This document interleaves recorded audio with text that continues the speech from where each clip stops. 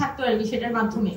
আর আরেকটা হচ্ছে আমাদের ধরেন আমি পড়াশোনা করেছি বায়োকেমিস্ট্রি থেকে, এবং আমাদের ম্যাক্সিমাম স্টুডেন্ট আসলে দেশে থাকে না, ওরা পড়াশোনা করে আমরা দেশের বাইরে চলে যাই। তো এটার বড় কারণ হচ্ছে আমাদের দেশে আমাদের এখানে কোনো ধরনের মূল্যায়ন নেই।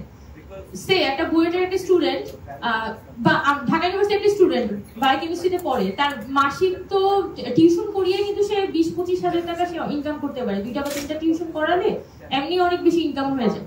কিন্তু সে যখন একটা কোম্পানিতে ঢুকবে, এই পরিমাণ পড়াশোনা করার পরে, কি পরিমাণ এফোর্ট দেওয়ার পরে সে একটা চাকরিতে ঢুকবে, বেতন শুরুর বেতন থাকে 30,000 টাকা বা 35,000 টাকা, মানে তাও এই জায়গাগুলো কোনো কিছু ফিক্স না। মানে বাংলাদেশের জব সেক্টরটা তো আসলে খুবই একদমই লিমিটেড।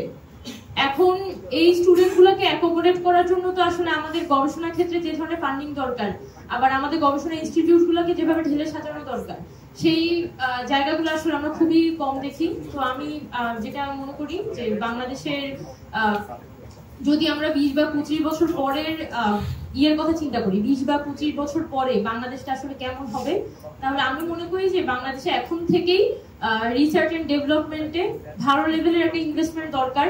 কারণ ওই জায়গাগুলোই আসলে আমাদের ফিউচার তৈরি করবে। এই বাচ্চাগুলোকে যদি, এই ছেলে মেয়েগুলোকে যদি আমরা দেশে ধরে রাখতে না পারি, তাহলে তো আসলে আমাদের মেধাটা আসলে দিন শেষে দেশে বাইরে চলে যাবে। তো এই স্টুডেন্টদেরকে ধরে রাখাটা, এই মানুষগুলোকে ধরে রাখাটা খুব গুরুত্বপূর্ণ, এবং আমরা আশা করবো যে গভর্নমেন্টের ওই প্ল্যানিংটা থাকবে। কি পরিমাণ স্টুডেন্ট আসলে দেশের বাইরে পড়াশোনা করতে চায়, ওরা কেউ আর দেশে ফেরত আসে না। তো আমরা তাহলে এই যে আমরা তার মানে একটা সাইকেল অফ ইয়েতে, মানে কি বলা যায়, মানে একটা সাইকেলের মধ্যে সবসময় আটকা পড়ে থাকছি। আমাদের যারা একটু ট্যালেন্টেড হয়, যারা একটু স্কিল ডেভেলপ করে, এরা সবাই দেশের বাইরে চলে যায়, এটা কেউ আর দেশের মধ্যে ফেরত আসে না। তার মানে আমরা এমন একটা পরিবেশ তৈরি করেছি দেশে, যে দেশে আসলে কিছুই নেই, দেশে কোনো ধরনের আসলে সুযোগ সুবিধা নেই।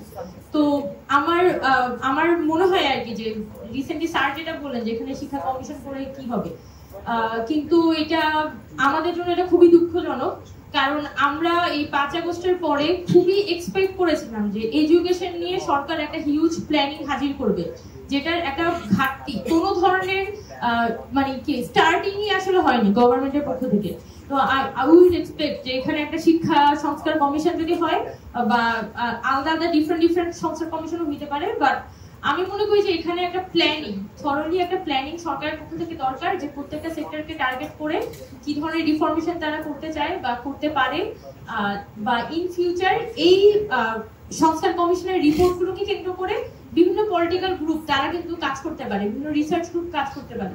তাহলে কিন্তু বাংলাদেশে এই যে একটা হিউজ সেক্টর, আমাদের যে এডুকেশন সেক্টর, সেটা যে টোটালি লাইমলাইটের বাইরে থেকে যাচ্ছে এই অন্তর্বর্তীকালীন সরকারের সময়ে, এটাকে অ্যাড্রেস করাটা আমাদের জন্য অনেক সুবিধাজনক হবে আর কি। সো উই উড এক্সপেক্ট যে গভর্নমেন্ট এই বিষয়গুলোকে মাথায় রাখবে। একটা হচ্ছে যে আমাদের শিক্ষা, আমাদের প্রাথমিক শিক্ষা, আমাদের বিশ্ববিদ্যালয়ের ছাত্র রাজনীতি, আমাদের শিক্ষা সংস্কার কমিশন, এবং আমাদের সর্বশেষ আমাদের ছাত্র সংসদ কিভাবে তারা দিবে, সেই বিষয়ে আমরা এক্সপেক্ট করি যে তারা একটা প্রপার অ্যান্সার দিবে। Thank you. অনেক ধন্যবাদ। আমরা আসলে